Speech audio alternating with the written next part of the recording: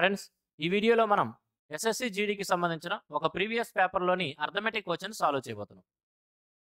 20 ఫిబ్రవరి 2024న జరిగిన SSC GD exam 52లో ఇచ్చిన question పేపర్లోని arithmetic questions ఈ వీడియోలో సాల్వ్ చేద్దాం. First question, if 72 binders can bind 720 books in 22 days, how many binders will be required to bind 660 books in 12 days?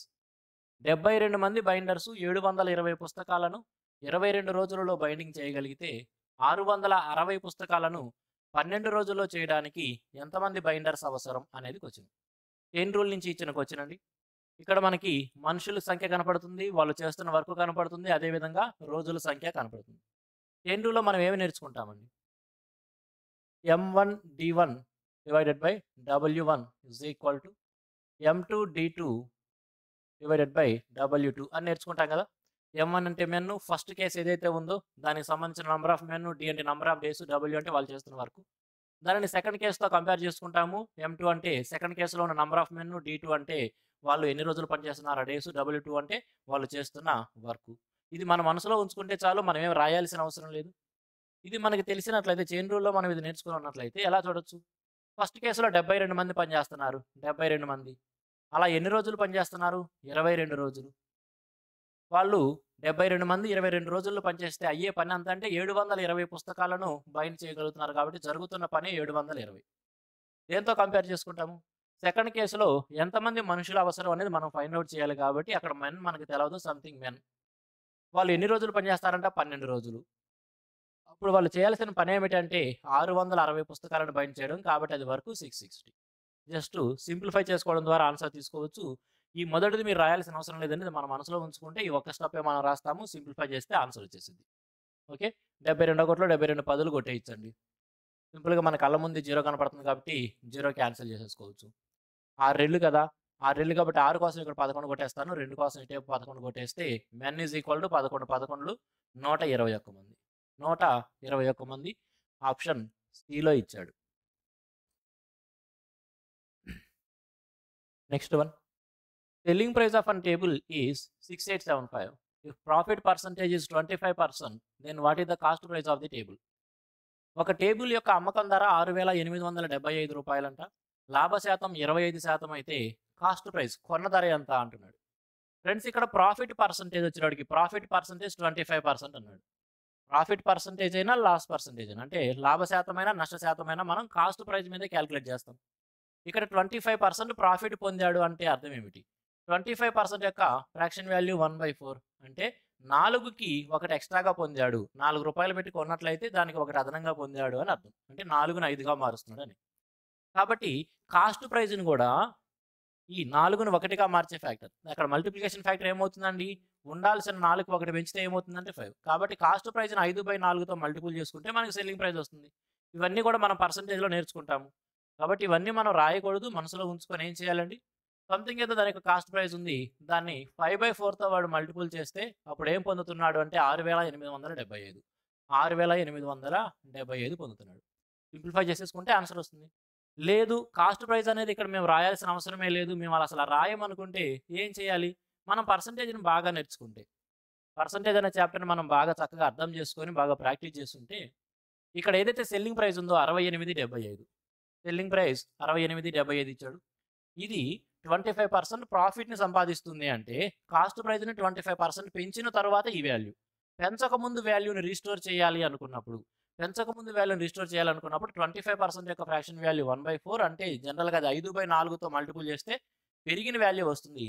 Restore చేయాలనుకున్నప్పుడు ఏం చేస్తామంటే మనం 4/5తో divide చేసుకుంటే సరిపోతుంది. 4/5తో మల్టిపుల్ చేస్తే మనకి ఆన్సర్ వచ్చేస్తుంది. ఇలా అయినా సరే రాసుకోవచ్చు. అయితే ఈ స్టెప్ రాయాలంటే మనం పర్సంటేజ్ని బాగా అర్థం చేసుకొని ఉండాలి. కొంతమంది స్టూడెంట్స్ ఇక్కడ ఇట్లా రాసేటప్పుడు తప్పు చేసే అవకాశం కూడా ఉంటుంది. మీకు బాగా పర్సంటేజ్ వచ్చు, నేనేం తప్పు చేయను అనుకుంటే ఈ విధంగా చేసేయచ్చు. లేదనుకుంటే జస్ట్ కాస్ట్ ప్రైస్ అని పెట్టుకోవడం ద్వారా మనకు పోయేదేం లేదు. ఈ పద్ధతిలో అయితే ఏ స్టూడెంట్ కూడా తప్పు చేయడు. ఎందుకంటే కాస్ట్ ప్రైజ్ని 25% లాభం పొందే విధంగా 5/4 చేసినప్పుడు ఆ వాల్యూ వస్తుంది. కాబట్టి ఇక్కడైతే ఏ స్టూడెంట్ కూడా తప్పు చేయడు. ఇలా క్యాన్సిల్ చేసేసుకోండి. 5 కాబట్టి 5 13 65, 37 అంటే 5 ఏళ్ళు 35, 20 అంటే 5 5. కాబట్టి ఇక్కడ cost price is equal to ఏం చెప్పొచ్చు అండి? Cost price is equal to 1375 into 4. 13 4 5200, 75 4 300, 5000 500. Okay, cost price 5500 option B. ఇక్కడ కూడా అదే వచ్చిందండి. ఇక్కడ కూడా వచ్చేది అదే, ఏం తేడా రాదు. అయితే ఇక్కడ క్యాన్సిల్ చేసినా 5 13 క్యాన్సిల్ చేస్తాం. 5 13 65, 37 అంటే 5 ఏళ్ళు 35, 25 అంటే 5 5 1175 ఇంటూ 4 ఎక్కడైనా సరే అదే 5500 వస్తుంది. ఎలా చేసినా ఒకటే. మీకు బాగా పర్సెంటేజ్ వస్తే ఇలా రాయండి, లేదు తప్పు చేస్తామేమో అని భయం ఉంటే కనుక ఈ విధంగా చేసేయండి. Next one, 25% of 20% of a number is equal to 250. What is the 35% of that number? ఒక సంఖ్యలో 25%లో 20% విలువ 250కి సమానం అయితే దానిలో 35% విలువ ఎంత అని వచ్చింది. 25%, 20%, 35% వీటి యొక్క ఫ్రాక్షనల్ వాల్యూస్ మనకు తప్పనిసరిగా తెలిసి ఉండాలండి. పర్సంటేజ్లో మనం నేర్చుకుంటాం. 25% యొక్క ఫ్రాక్షన్ వాల్యూ 1/4, అదేవిధంగా 20% యొక్క ఫ్రాక్షన్ వాల్యూ 1/5, అదేవిధంగా 35% యొక్క ఫ్రాక్షన్ వాల్యూ 7/20. ఇవి మనకి గుర్తున్నట్లయితే కనుక చాలా ఫాస్ట్గా మనం రాసుకోగలం. ముందుగా ఒక సంఖ్యలో 25%లో 20% అన్నాడు. 25% యొక్క ఫ్రాక్షన్ వాల్యూ 1/4, దానిలో 20% అంటే 1/5. ఒక సంఖ్యలో ఇన్నో వంతు దేనికి సమానం అంట? 250కి సమానం. 250కి మనం చెప్పాల్సిందంట 35%. 35% 7/20, ఫ్రాక్షన్ వాల్యూ 7/20, దీని విలువ చెప్పాలి. ఇవి మనకు తెలిస్తే ఇక్కడ రాయాల్సిన అవసరం లేదండి, జస్ట్ ఈ ఒక స్టెప్పే రాసుకుంటాం. ఇక్కడ 5 4 20 డినామినేటర్ ఉంది, ఇక్కడ డినామినేటర్ ఉంది. ఒక యూనిట్ వాల్యూ 250. ఎలా చెబుతున్నాం అంటే 1 × 1 అంటే 1 కదా. ఒక యూనిట్ వాల్యూ 250 అయితే 7 యూనిట్ల వాల్యూ అంటే 250 × 7. మనం చెప్పాల్సింది 250 × 7 అనమాట. అంటే 1750. 1750 option A. Next one, Swapnil can build a sofa in 16 days. Working together with Revati, he can finish the work in 128 by 17 days. Find the number of days taken by Revati to complete the work if she works alone. Swapnil అనే ఒక person అంట ఒక సోఫాని 16 రోజుల్లో తయారు చేయగలడంట. రేవతి అనే మరొక వ్యక్తితో కలిసి అతను ఆ పనిని 128 by 17 రోజుల్లోనే పూర్తి చేయగలిగాడు. మరి రేవతి ఒంటరిగా పని చేసినట్లయితే ఆ పని చేస్తానికి ఎంత సమయం పడుతుంది లేదా ఎన్ని రోజులు పడుతుంది అనేది క్వశ్చన్. ఇక్కడ చూడండి, టైమ్ అండ్ వర్క్ క్వశ్చన్, మనం టోటల్ వర్క్ రాసుకోవాలి కదా. కాబట్టి టోటల్ వర్క్ని ఎప్పుడైనా సరే ఇచ్చిన ఈ నెంబర్స్ 16, అదేవిధంగా 128, ఈ రెండింటి చేత కూడా కామన్గా డివిజిబుల్ అయ్యే నెంబర్ని మనం టోటల్ వర్క్గా తీసుకుంటాం. కాబట్టి నేను ఇక్కడ టోటల్ వర్క్ని 128 గానే తీసుకుంటున్నాను. ఎందుకంటే ఈ 128 అనేది ఆ చిన్న నెంబర్ 16తో కూడా కంప్లీట్గా డివిజిబుల్ అవుతుంది. కాబట్టి ఆ రెండింటిలో పెద్ద నెంబర్ 128ని నేను ఏం చేస్తున్నాను, టోటల్ వర్క్గా తీసుకున్నాను. మరి 128 వరకుని ఈ స్వప్నిల్ అనే ఈ పర్సన్, అతను ఎస్తో రిప్రజెంట్ చేస్తున్నాడు. స్వప్నిల్ అనే పర్సను 16 రోజుల్లో చేయగలుగుతున్నాడు. 128 వరకుని అతను 16 రోజుల్లో చేయగలుగుతుంటే ఈ 128ని 16తో డివైడ్ చేసుకుంటే అతని యొక్క ఒక రోజు కెపాసిటీ వస్తుంది. అది ఎంత అండి? 8. అంటే స్వప్నిల్ అనే పర్సన్ ఒక రోజుకి 8 యూనిట్స్ ఆఫ్ వర్క్ చేయగలడు. వాళ్ళిద్దరూ కలిస్తే, అంటే స్వప్నిల్ రేవతి ఇద్దరు కలిస్తే అదే పని 128 by 17 రోజుల్లో కంప్లీట్ చేశారు. మరి స్వప్నిల్ రేవతి ఇద్దరు కలిస్తే అదే పనిని 128 by 17 రోజులు కంప్లీట్ చేశారంటే ఒక రోజుకి ఎంత చేసినట్టు? ఈ టోటల్ వర్క్ ఏదైతే ఉందో 128ని మనం 128 by 17, 17 ఎటు పైకి వెళ్తుంది కాబట్టి డివైడ్ చేస్తే వాళ్ళిద్దరు ఒక రోజుకి ఎంత పని చేయగలంటే 17. వాళ్ళిద్దరూ కలిసి ఒక రోజుకి 17 వరకు చేయగలని తెలుస్తుంది. ఇక్కడ స్వప్నిల్ యొక్క ఒంటరి సామర్థ్యం 8, స్వప్నిల్ రేవతి ఇద్దరు కలిస్తేనేమో కంబైన్డ్ ఎబిలిటీ 17. ఇక్కడ మనకి ఆ రేవతి యొక్క కెపాసిటీ తెలిసిపోతుంది కదా. రేవతి ఎంత? ఈ 17లో 8 స్వప్నిల్ చేస్తుంటే రేవతి యొక్క కెపాసిటీ ఎంత అండి? 9. ఓకే, 9. ఇప్పుడు రేవతి మొత్తం పనిని కంప్లీట్ చేస్తానికి ఎంత సమయం పడుతుంది అంటున్నాడు. ఇప్పుడు రేవతి మొత్తం పని చేయాలంటే 128 పని చేయాలి. అప్పుడు ఎంత టైం పట్టిందని? చేయాల్సిన పని 128, ఆమె యొక్క కెపాసిటీ 9 కాబట్టి ఇన్ని రోజులు పడతాయి. చాలా ఈజీగా చెప్పేయచ్చు. 128 by 9 option D. Next one, ₹9,000 is lent at rate of 80% per annum on compound interest, compounded half yearly. What will be the compound interest of 12 months? 9,000 రూపాయలంట సంవత్సరానికి 80% వడ్డీ రేటుతో చక్రవడ్డీకి అప్పిచ్చారంట. చక్రవడ్డీని అర్ధ సంవత్సరానికి ఒకసారి క్యాలిక్యులేట్ చేస్తూ ఉంటారు, హాఫ్ ఇయర్లీ రికన్ చేస్తారంట. What will be the compound interest of 12 months? 12 నెలలకి చక్రవడ్డీ అంత. 12 నెలలు అంటే సంవత్సరమేనండి. సంవత్సరానికి చక్రవడ్డీ అంత అని అడుగుతున్నాడు. ఫ్రెండ్స్ ఇక్కడ గమనించండి, అరే యానం వచ్చినప్పటికి 80% బాగానే ఉంది, కానీ కాంపౌండ్ ఇంట్రెస్ట్ని కాంపౌండ్ హాఫ్ ఇయర్లీ అన్నాడు. అర్ధ సంవత్సరానికి ఒకసారి లెక్కిస్తారంట. సంవత్సరానికి 80% అయినప్పుడు అర్ధ సంవత్సరానికి 40% అయింది. ఆ విధంగా 2 వరుస మార్పులుగా కన్సిడర్ చేసుకుంటాం కదా! మనం కాంపౌండ్ ఇంట్రెస్ట్‌కి సంబంధించిన కంప్లీట్ కాన్సెప్ట్‌లో చెప్పుకుంటాము. ఏమని? కాంపౌండ్ ఇంట్రెస్ట్ పర్సెంటేజ్‌లో జరిగే సక్సెసివ్ చేంజెస్ రూపంలో మనం అర్థం చేసుకోవాలి. ఇయర్లీ వచ్చేటప్పటికి 80% అన్నప్పుడు, ఇయర్లీ వచ్చేటప్పటికి 80% అన్నాడు బానే ఉంది. కానీ హాఫ్ ఇయర్లీ రెకన్ చేస్తా ఉన్నప్పుడు హాఫ్ ఇయర్లీ ఏమవుతుందండి 40%. మరి 40% కాబట్టి డైరెక్ట్‌గా 40, 40 కూడుకొని 80% తీసుకుంటామా అంటే అది సింపుల్ ఇంట్రెస్ట్ కాదు కదా! Compound interest. ఇక్కడ టైమ్ వచ్చేటప్పటికి 12 మంత్స్ అన్నాడు. 6 నెలల చొప్పున 2 సైకిల్స్ ఉన్నాయి. 2 సైకిల్స్ ఉన్నాయంటే 40% చొప్పున 2 వరుస మార్పులుగా మనం అర్థం చేసుకోవాలి. 40% చొప్పున 2 వరుస మార్పులనేవి ఏక మొత్తంలో దేనికి సమానం అంటే 40 + 40 + 40 × 40/100గా తీసుకుంటాం కదా! ఇది మన మనసులోనే కాలిక్యులేట్ చేసుకోగలిగితే చాలా బావుంటుంది. 80 నాలుగు 16 అంటే 80, 16 96%. అంటే సంవత్సరం మొత్తం మీద ఎఫెక్టివ్ రేట్ ఎంతండి? 96%. ఏదైతే మనం అప్పు తీసుకున్నామో ప్రిన్సిపల్ ఏదైతే ఉందో దానిలో 96% మనం ఇంట్రెస్ట్ పే చేయాలని. ఇయర్లీ 80% అన్నప్పుడు హాఫ్ ఇయర్లీ 40% తీసుకుంటాము. 12 నెలలైనప్పుడు 6 నెలలకోసారి లెక్కన చేస్తున్నప్పుడు 6 నెలలు ఉన్నప్పుడు 2 వరుస మార్పులుగా చూసుకుంటాం. 40% చొప్పున ఒక విలువని 2 సార్లు పెంచుకుంటూ వెళ్తే మొత్తం 96% పెరిగిద్ది. కాబట్టి ఇప్పుడు మనం పే చేయాల్సిన ఇంట్రెస్ట్ కూడా ఏమవుతుంది? 96% of the principal. That means 96% of principal ఎంతండి? 9000. ప్రిన్సిపల్ 9000. ఇదే మన ఆన్సరు. 96 ఇంటూ 90 తీసుకుంటే సరిపోయిద్ది. 9 9 810, 9 81, 9 54. 864. పక్కనెటు 0 క్యారీ అవుతుంది కాబట్టి రూ. 8640. Option C.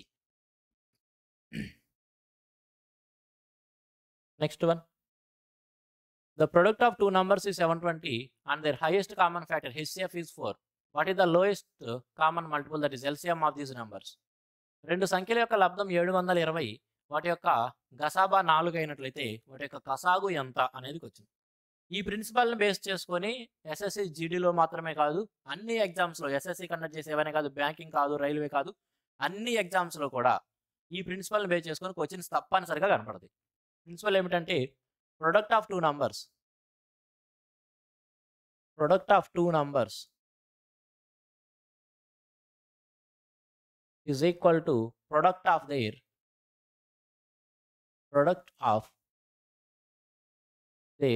LCM and HCF.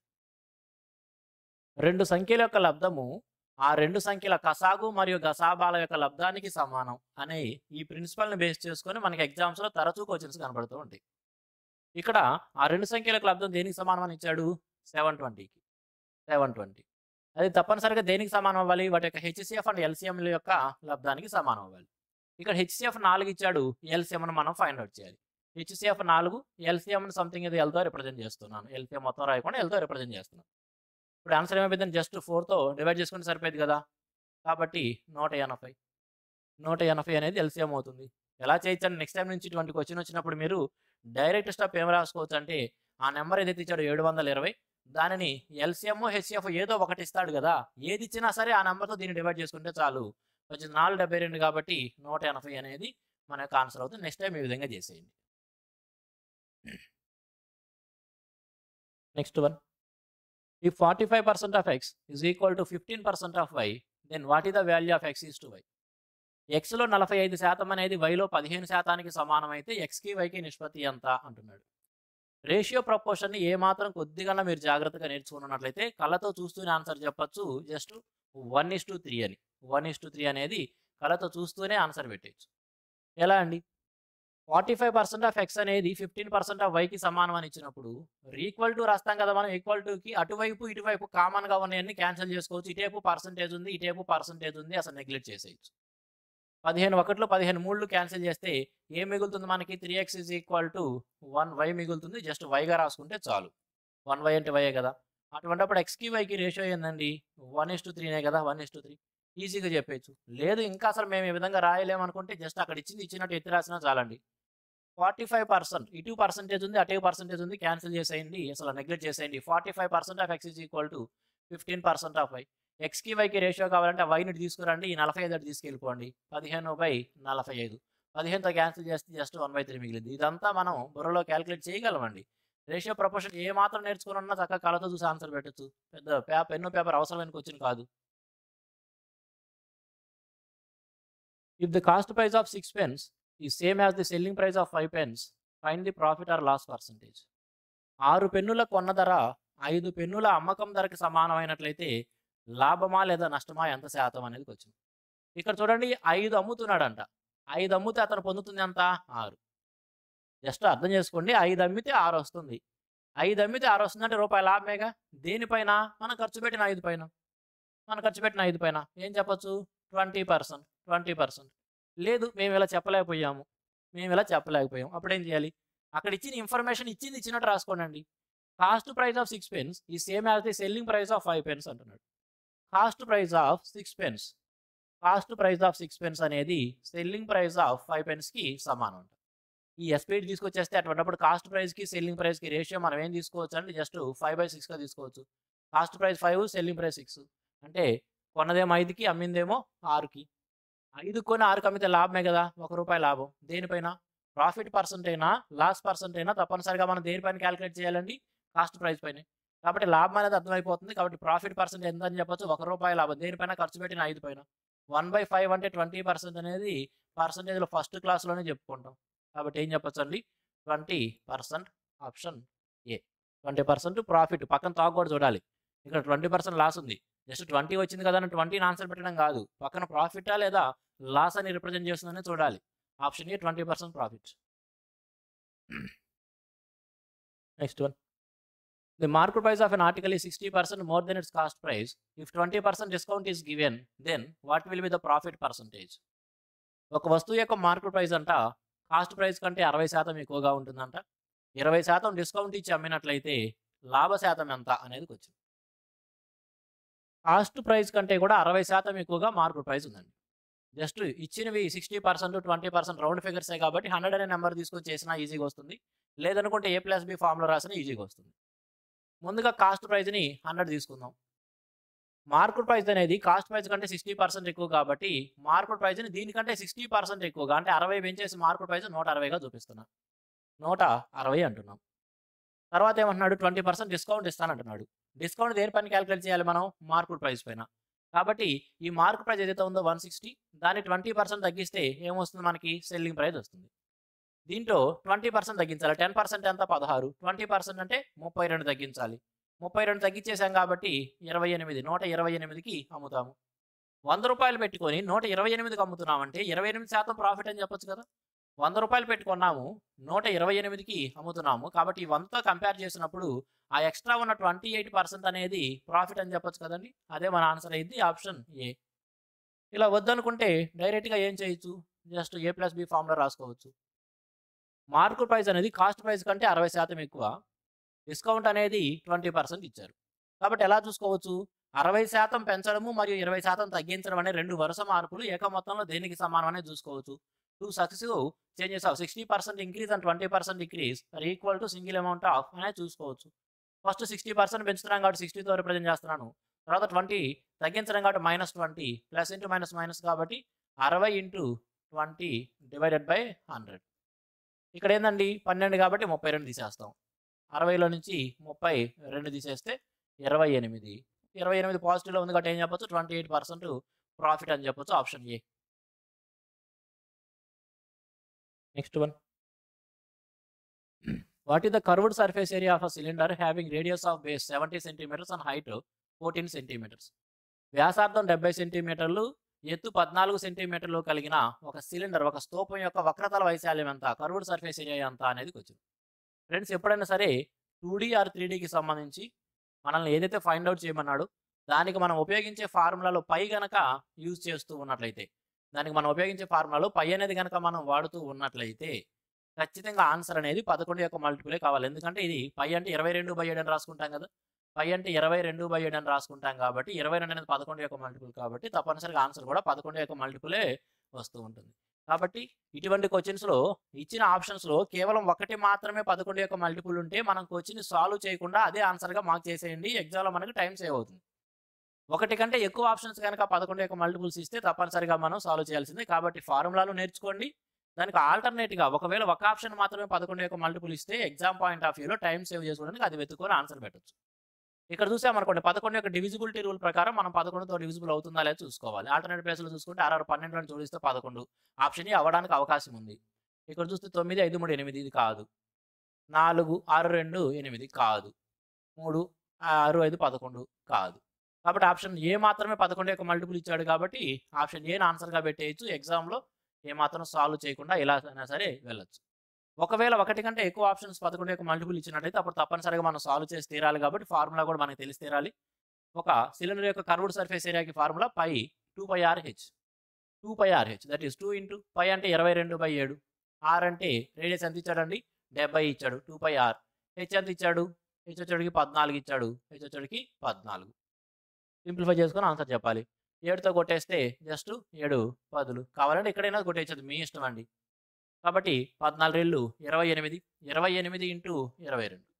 28 into 22 అంటే 28 రెళ్ళు 560 అను ఒక 56 616.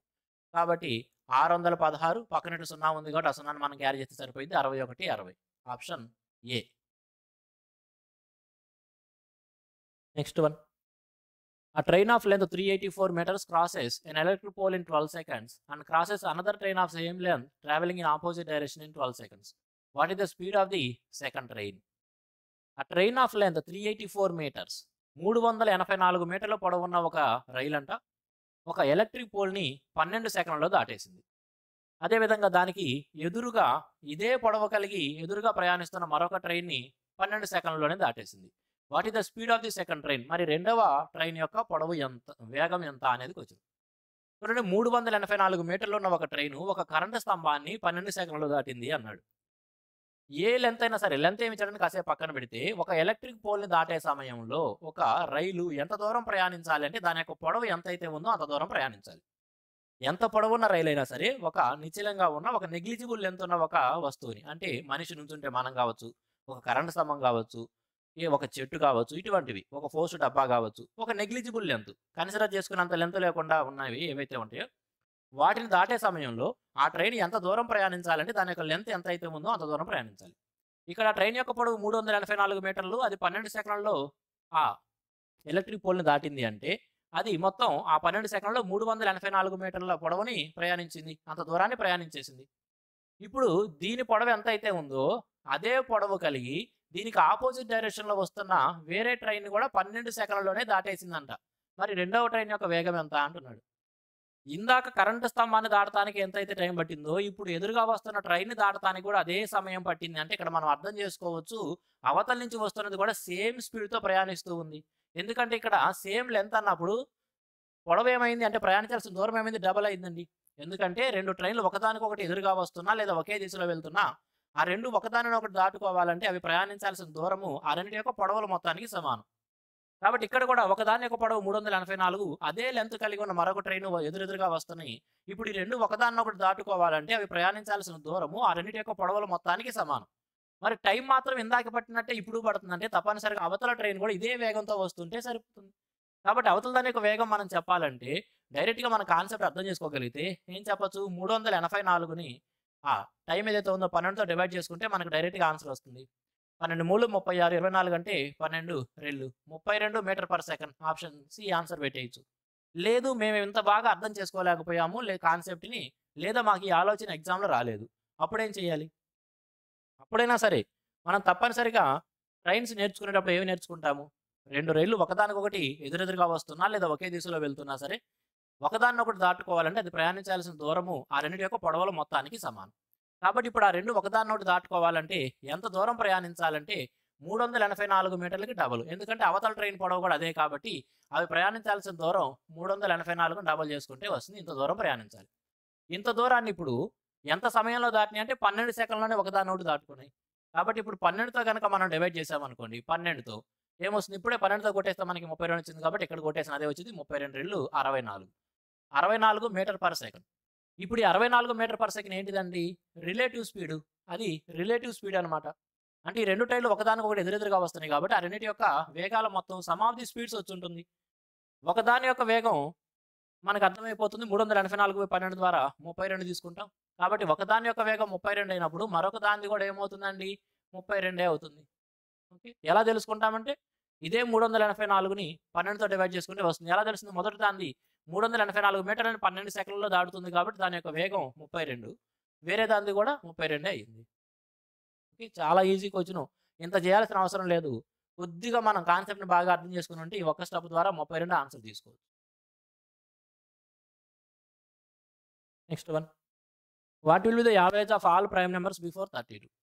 32 కంటే ముందున్న అన్ని ప్రధాన సంఖ్యల యొక్క సరాసరి ఎంత అంటున్నాడు. ఏమున్నాయో అన్ని రాసుకోవాలి.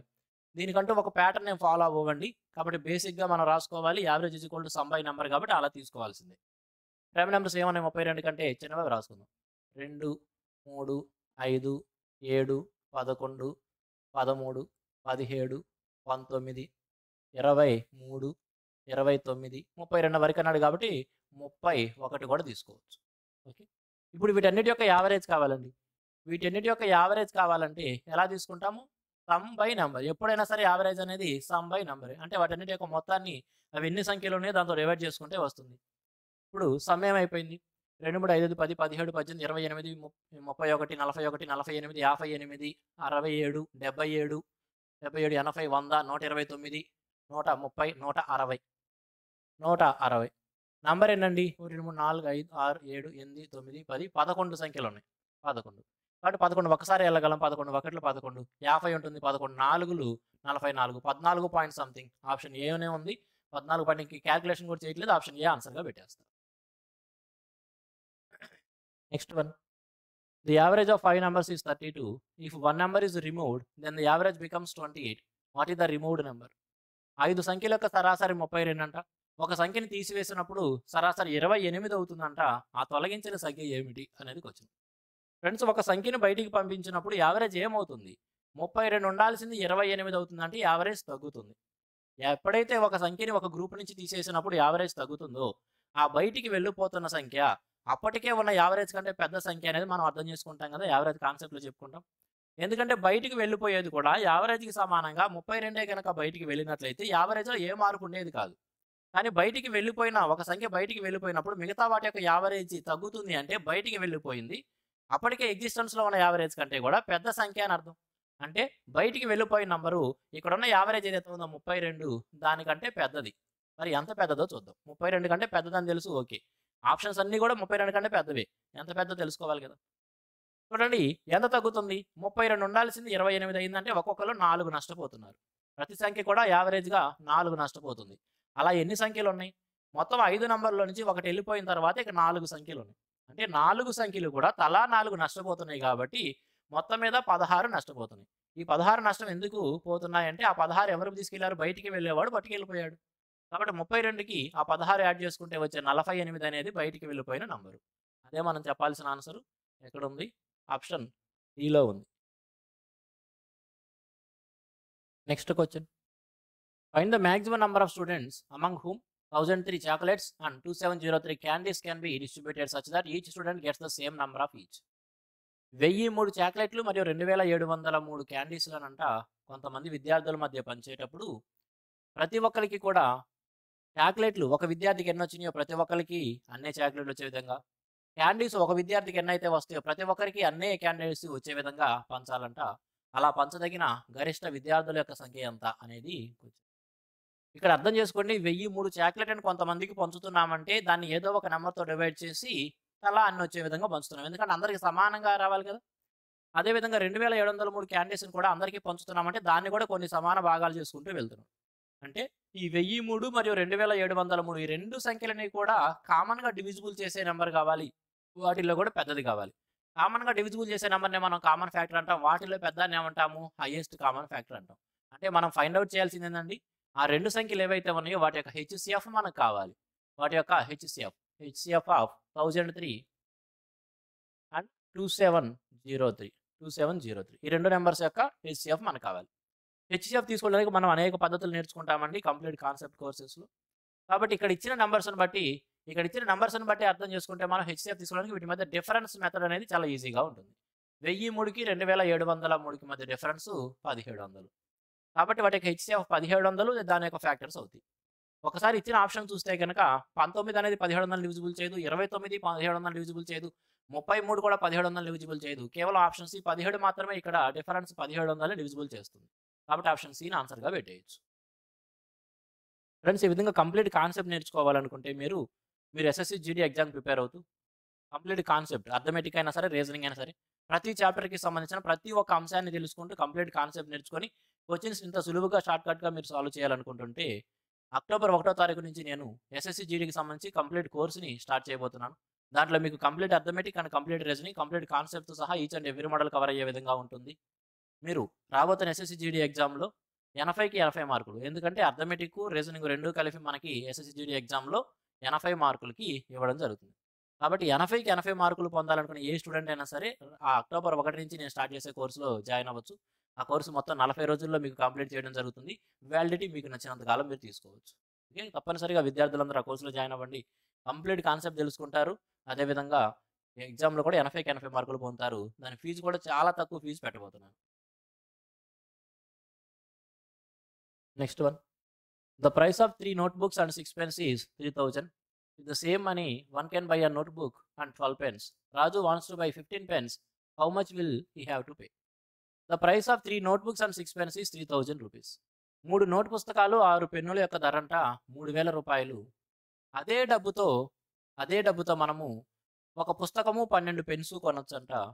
రాజు అనే వ్యక్తి 15 పెన్సిళ్ళని 15 పెన్నులని కొనాలనుకుంటున్నాడు. అటువంటప్పుడు అతను ఎంత పే చేయాలి అనేది కొంచెం చూడండి.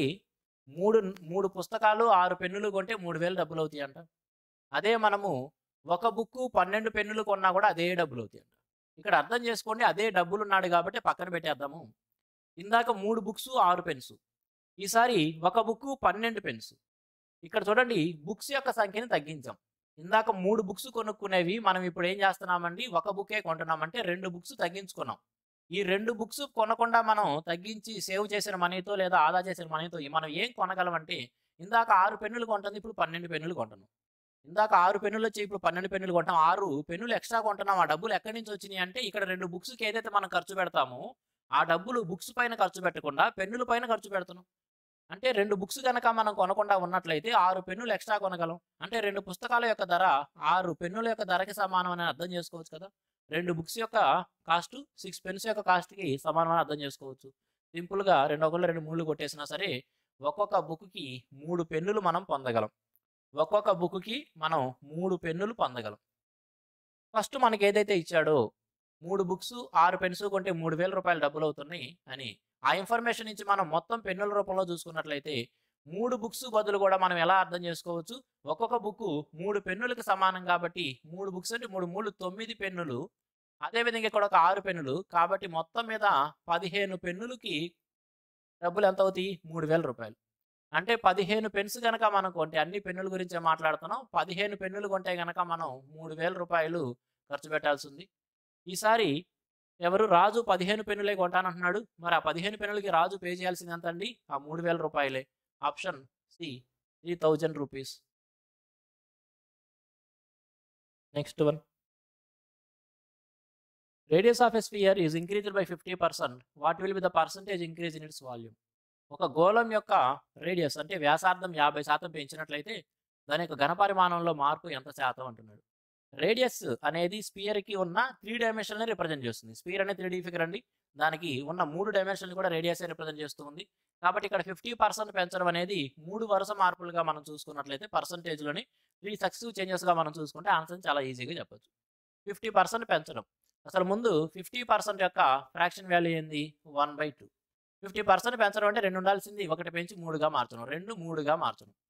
3 సక్సెసివ్ చేంజెస్‌గా చూడాలి కదా. ఎందుకంటే వాల్యూమ్ అనేది 3 డైమెన్షన్‌కి సంబంధించిన ఫిగర్స్‌లో ఉంటుంది. ఇక్కడ స్ఫియర్ అనేది ఒక 3D ఫిగరు. దానికి సంబంధించిన 3 డైమెన్షన్‌లని కూడా ఈ రేడియసే రిప్రజెంట్ చేస్తూ ఉంది. కాబట్టి 3D ఫిగర్ కాబట్టి 2 క్యూబ్ అనేది 3 క్యూబ్‌గా మారుతుంది. అంటే 8 అనేది 27గా మారింది. ఎంత శాతం పెరిగింది అంటే ఇప్పుడు ఏం చెప్పొచ్చండి, 8 27గా మారిందంటే పెరిగిందంతా 19. ఎక్కడి నుంచి పెరిగింది? 8 నుంచి. పర్సెంటేజ్ కావాలి కాబట్టి ఇంటూ 100 పెడితే పైన 2 సున్నాలు వస్తాయి కదా. సింప్లిఫై చేసుకుంటే మన ఆన్సర్ వచ్చేస్తుంది. 8 రెళ్ళు 16, 30 ఉంటుంది. 30 ఉంటుంది. 8 మూళ్ళు 24, 60 ఉంటుంది. 8 ఏళ్ళు 56, 237 point something. 237 point, that is option C ఆన్సర్‌గా పెట్టేస్తున్నాను. Next one. A trader marks his goods 50% above cost price and offers a discount of 20%. What is the percentage profit the trader makes after offering the discount? A trader marks his goods 50% above the cost price. ఒక వ్యాపారంట తన యొక్క వస్తువుల యొక్క market ప్రైస్‌ని cost price కంటే 50% ఎక్కువగా చూపించి 20% discount ఇస్తాడంట. What is the percentage profit that trader makes after offering the discount? Discount ఇచ్చి అమ్మిన తర్వాత అతను పొందుతున్న లాభ శాతం ఎంత అనేది క్వెషన్. ఇదే వీడియోలో ఆల్రెడీ ఇటువంటి క్వెషన్ మనం ఒకటి చేసాము. 50% పెంచుతున్నాడంటే ఒకవేళ కాస్ట్ ప్రైస్‌ని 100 అనుకుంటే 150గా చెప్పినట్టు. 20% డిస్కౌంట్ ఇస్తున్నాడంటే 150లో 20% అంటే రూ. 30 తగ్గించాడు. 150 చెప్పి 30 తగ్గిస్తే 120కి అమ్ముతాడు. రూ. 100 పెట్టి కొన్నదాన్ని 120కి అమ్మితే 20% ప్రాఫిట్ అని చెప్పొచ్చు. ఆ విధంగా 100 తీసుకొనైనా చేయొచ్చు. లేదు వరుస మార్పుల రూపంలో చూసుకుంటూ ముందుగా 50% పెంచడం కాబట్టి 50% పెంచడము. తర్వాత 20% డిస్కౌంట్ ఇవ్వడం కాబట్టి -20. 50 into 20 that is -50 into 20 divided by 100 ఇక్కడేమో మనకు 5 రెళ్ళు 10, ఇదొక 20, 30 కాబట్టి 50లో నుంచి 30 తీసేస్తే 20 వస్తుంది కాబట్టి 20% ప్రాఫిట్ అని చెప్పొచ్చు. లేదా మనం చెప్పుకున్నట్టు ఏదైతే నేను ఇప్పుడు చెప్పానో కాస్ట్ ప్రైస్‌ని రూ. 100 అనుకుంటాం. 50% పెంచితే 150. దీనిపైన 20% డిస్కౌంట్ ఇచ్చిండు 30 తగ్గితే 120కి అమ్మినట్టు. రూ. 100 వస్తువు 120కి అమ్మామంటే 20% ప్రాఫిట్ అని చెప్పొచ్చు. ఎలా చేసినా ఒకటే అయిద్దండి. చాలా ఈజీగా చెప్పొచ్చు. ఇదే మోడల్ క్వెషన్‌లు ఇదే వీడియోలో 2 వచ్చినాయి. Next one. 8400 is divided among PQR in the ratio 2/3:3:1/3 respectively. What is the ratio of R? 8400 రూపాయలను పీక్యూఆర్ల మధ్య 2/3:3:1/3 రేషియోలో పంచుతున్నారంట. అటువంటప్పుడు ఆర్ యొక్క వాటా ఎంత అంటున్నాడు. ఫ్రెండ్స్ ఇక్కడ గమనించండి, పీక్యూఆర్ల యొక్క రేషియో ఎలా ఇచ్చాడు? పి క్యూ అదేవిధంగా ఆర్ల యొక్క రేషియో 2/3:3:1/3గా ఇచ్చాడు. మనం లీనియర్ రేషియో కావాలి కాబట్టి ఇక్కడ డినామినేటర్లో రెండింటికి కూడా 3 ఉంది. ఆ 3 పోగొట్టడం కోసం ఏం చేస్తాం? ప్రతిదాన్ని కూడా 3తో మల్టిపుల్ చేసుకుంటే రేషియోలోని ప్రతి టర్మ్ని మనం 3తో మల్టిపుల్ చేసుకుంటే అప్పుడు పీక్యూఆర్ రేషియో ఏమవుతుందండి? 2:9:1 అవుతుంది. మనం ఎవరు వాటా చెప్పాలి? ఆర్ వాటా చెప్పాలి. అందరికీ కలిపి వచ్చిన డబ్బులు ఎంత? 8400. అందరికీ కలిపి వచ్చిన డబ్బులు అంటే రేషియోలోని అన్ని టర్మ్స్ని కలుపుకుంటే రిప్రజెంట్ అవుతుంది. 9, 10, 2, 12 అంటే 12 యూనిట్ల వాల్యూ 8400 రూపాయలు అయితే ఆర్కి ఎన్ని వస్తాయండి? 1 యూనిట్ వాల్యూ మనం చెప్పాలి. 12 ఏళ్ళలాగే 700 రూపాయలు వస్తాయి. ఆర్కి 700 రూపాయలు వస్తాయి. Option C. చాలా ఈజీ లెక్క. Next one. What is the value of 0.1 whole square plus 0.01 whole square? 0.1 whole square ముందుగా అసలు ఇక్కడ ఉన్న నెంబర్ని స్క్వేర్ చేసేసుకుందాం. ఒక డెసిమల్ ప్లేస్ ఉంది. స్క్వేర్ చేస్తే 2 డెసిమల్ ప్లేస్ రావాలి కాబట్టి దాని ముందు 0 పెడితే చాలు. తర్వాత ఇక్కడ కూడా ఒకటే ఉంది. దాన్ని కూడా స్క్వేర్ చేసుకుంటే ఒకటే వస్తుంది. కానీ ఇక్కడ 2 డెసిమల్ ప్లేసెస్ ఉన్నాయి. స్క్వేర్ చేస్తే 4 డెసిమల్ ప్లేసెస్ రావాలి. కాబట్టి 0.000 తర్వాత 1 పెట్టుకుంటాం. జస్ట్ ఈ 2 యాడ్ చేసుకుంటే సరిపోతుంది. 1 0 1 0 0.0101 0.0101 option A. The simple interest received on a sum for 5 years is 2/5 of the sum. What is the annual rate of interest? కొంత డబ్బునంట 5 సంవత్సరాలకి సింపుల్ ఇంట్రెస్ట్కి మనం అప్పిచ్చినా లేదా ఇన్వెస్ట్మెంట్ చేసినా సరే మనం పొందే వడ్డీ అసలులో 2/5వ వంతు. మరి అటువంటిప్పుడు సంవత్సరానికి వడ్డీ రేట్ ఎంత అనేది వచ్చింది. మనం పొందుతున్న వడ్డీ ఏముందండి? అసలులో 2/5వ వంతు అన్నాడు. ఈ 2/5వ వంతు ఏదైతే ఉందో ఫ్రాక్షన్ దాని యొక్క పర్సంటేజ్ వాల్యూ ఎంత? 40%. ఈ 40% ఇంట్రెస్ట్ మనం పొందుతున్నట్టు. ఎన్ని సంవత్సరాల్లో పొందుతున్నాము? 5 సంవత్సరాలు. ఒక్కొక్క సంవత్సరానికి వడ్డీ రేట్ ఎంత అన్నాడు. 5 ఏళ్లలో ఎంత పొందుతున్నాం కాబట్టి దాన్ని 5తో డివైడ్ చేసుకుంటే ఒక్కొక్క సంవత్సరానికి ఎంత వడ్డీ రేట్ అని తెలిసింది. 5 8 కాబట్టి ఒక్కొక్క సంవత్సరానికి 8% మనము వడ్డీ పొందుతున్నట్టు లేదా వడ్డీకి అప్పు ఇచ్చాము. That is option D.